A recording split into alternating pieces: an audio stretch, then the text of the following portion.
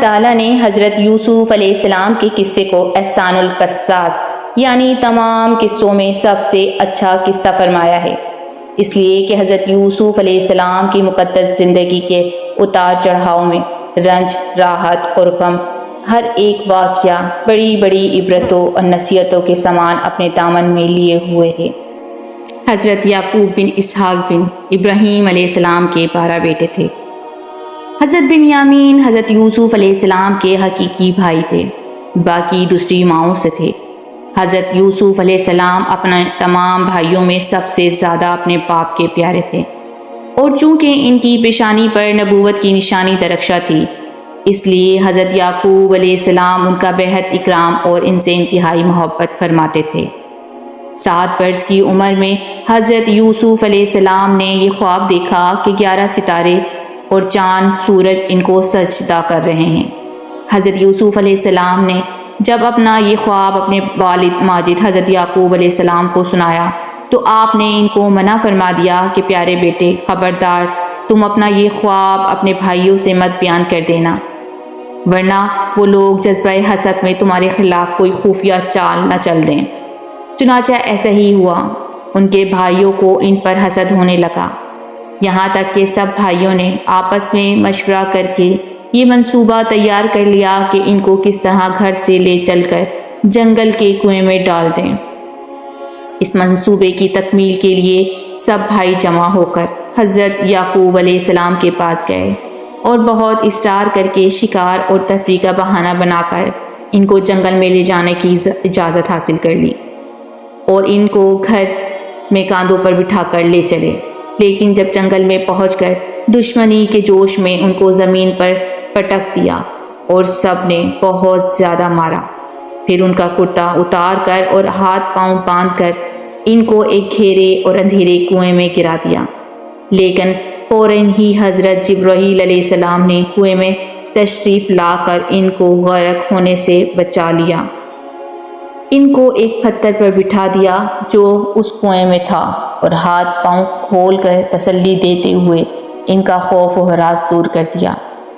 اور گھر سے چلتے وقت حضرت یعقوب علیہ السلام نے حضرت یوسف علیہ السلام کو جو کرتا تعویذ بنا کر آپ کے گلے میں ڈال دیا تھا وہ نکال کر ان کو پہنا دیا، جس سے اس اندھیرے کنویں میں روشنی ہو گئی۔ حضرت یوسف علیہ السلام کے بھائی آپ کو کنویں میں ڈال کر اور آپ کے پیرہن کو ایک بکری کے خون میں لت پت کر کے اپنے گھر کو روانہ ہو گئے اور مکان کے باہر ہی سے چیخنے مارنے لگ کر رونے لگے۔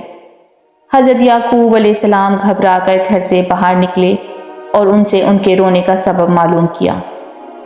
تم لوگ کیوں رو رہے ہو؟ کیا تمہیں بکریوں کو کوئی نقصان پہنچایا گیا ہے؟ پھر حضرت یعقوب علیہ السلام نے دریافت فرمایا کہ میرا یوسف کہاں ہے؟ میں اس کو نہیں دیکھ رہا ہوں۔ تو بھائیوں نے روتے ہوئے کہا کہ ہم لوگ کھیل میں دوڑتے ہوئے دور نکل گئے اور یوسف کو اپنے سامان کے پاس بٹھا کر چلے گئے تو ایک بھیڑیا آیا اور وہ ان کو پاڑ کر کھا گیا، اور یہ ان کا کرتا ہے۔ ان لوگوں نے کرتے میں خون تو لگا لیا تھا لیکن کرتے کو پھاڑنا بھول گئے تھے۔ حضرت یعقوب علیہ السلام نے اشک بار ہو کر اپنے نور نظر کے کرتے کو جب ہاتھ میں لے کر غور سے دیکھا کہ کرتا بالکل سلامت ہے اور کہیں سے بھی پھٹا نہیں ہے، تو آپ نے ان لوگوں کے مکرو اور جھوٹ کو بھاپ گئے اور فرمایا کہ بڑا ہوشیار اور سیانہ بھیڑیا تھا کہ میرے یوسف کو تو وہ پھاڑ کر کھا گیا، مگر ان کے کرتے پر ایک ذرا سی خراش بھی نہیں آئی۔ اور آپ نے صاف صاف فرما دیا کہ یہ سب تم لوگوں کا کارستانی اور مکر و فریب ہے۔ حضرت یوسف علیہ السلام 3 دن اس کنویں میں تشریف فرما رہے۔ یہ کنواں کھاری دار تھا جس میں بہت زیادہ کھارا پانی آتا تھا، مگر آپ کی برکت سے اس کا پانی بہت زیادہ لذیذ اور نہایت ہی شیریں ہو گیا۔ اتفاق سے ایک قافلہ مدین سے مصر جا رہا تھا۔ جب اس قافلے کا ایک آدمی جس کا نام مالک بن زؤیر تھا، اس کو پیاس محسوس ہوئی تو کہا گیا کہ کنویں سے پانی نکال لیتے ہیں۔ کچھ لوگوں نے بولا ہم یہاں سے بہت بار گزرے ہیں، اس کنویں کا پانی بہت کھارا ہے، اگر آپ اسے نکالو گے تو کوئی فائدہ نہیں، کیونکہ اس کا پانی ہم نے کبھی استعمال کیا تو اس میں کھارا پن بہت ہے۔ مالک بن زؤیر کو بہت پیاس کی وجہ سے جب انہوں نے بولا ایک دفعہ اور ہم اس میں کنویں سے پانی نکال کر دیکھ لیتے ہیں۔ جیسے ہی پانی بھرنے کے لیے آپ نے کنویں میں ڈول ڈالا تو حضرت یوسف علیہ السلام ڈول پکڑ کر لٹک گئے۔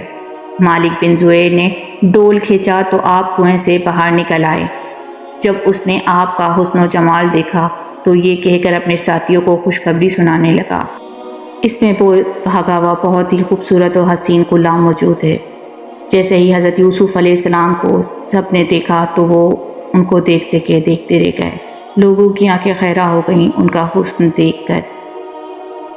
حضرت یوسف علیہ السلام کے بھائی جو اس جنگل میں روزانہ بکریاں چرایا کرتے تھے، برابر روزانہ کنویں میں جھانک کر دیکھا کرتے تھے۔ جب ان لوگوں نے آپ کو کنویں میں نہیں دیکھا تو تلاش کرتے ہوئے قافلے میں پہنچے اور آپ کو دیکھ کر کہنے لگے، یہ تو ہمارا بھاگا ہوا غلام ہے جو بالکل ہی ناکارہ اور نافرمان ہے، یہ کسی کام کا نہیں ہے۔ اگر تم لوگ اس کو خرید لو تو ہم بہت ہی سستا تمہارے ہاتھ فروخت کر دیں گے، مگر شرط یہ ہے کہ تم لوگ اس کو یہاں سے اتنی دور لے جا کر فروخت کرنا کہ یہاں تک اس کی خبر بھی نہ پہنچے۔ حضرت یوسف علیہ السلام بھائیوں کے خوف سے خاموش کھڑے رہے اور ایک لفظ بھی نہ بولے۔ پھر ان کے بھائیوں نے ان کو مالک بن زہیر کے ہاتھ صرف 20 درہم میں فروخت کر دیا۔ مالک بن زہیر ان کو خرید کر مصر کے بازار میں لے گیا اور بازار میں ان کو فروخت کرنے کا اعلان کیا۔ ان دنوں مصر کا بادشاہ دیان بن ولید املیکی تھا اور اس نے اپنے وزیر اعظم قطفیر مصری کو مصر کی حکومت اور خزانے سونپ دیے تھے، اور مصر میں لوگ اس کو عزیز مصر کے خطاب سے پکارتے تھے۔ جب عزیز مصر کو معلوم ہوا کہ بازار مصر میں ایک بہت ہی خوبصورت غلام فروخت کے لیے لایا گیا ہے اور لوگ اس کی خریداری کے لیے بڑی بڑی رقمیں لے کر بازار میں جمع ہو گئے ہیں، تو عزیز مصر نے حضرت یوسف علیہ السلام کے وزن برابر سونا اور اتنی ہی چاندی اور اتنا ہی مشک اور اتنے ہی ہیرے قیمت دے کر خرید لیا، اور گھر لے جا کر اپنی بیوی زلیخا سے کہا کہ اس غلام کو نہایت اعزاز و اکرام کے ساتھ رکھو۔ اس وقت آپ کی عمر 13 یا 14 برس کی تھی۔ چنانچہ آپ عزیز مصر کے شاہی محل میں رہنے لگے اور ملکہ زلیخا ان سے بہت محبت کرنے لگی، بلکہ حسن و جمال پر فریدہ ہو کر عاشق ہو گئیں، اور اس کا جوش عشق یہاں تک بڑھا کہ ایک دن زلیخا عشق و محبت میں ورحانہ طور پر آپ کو بہلانے پھسلانے لگیں۔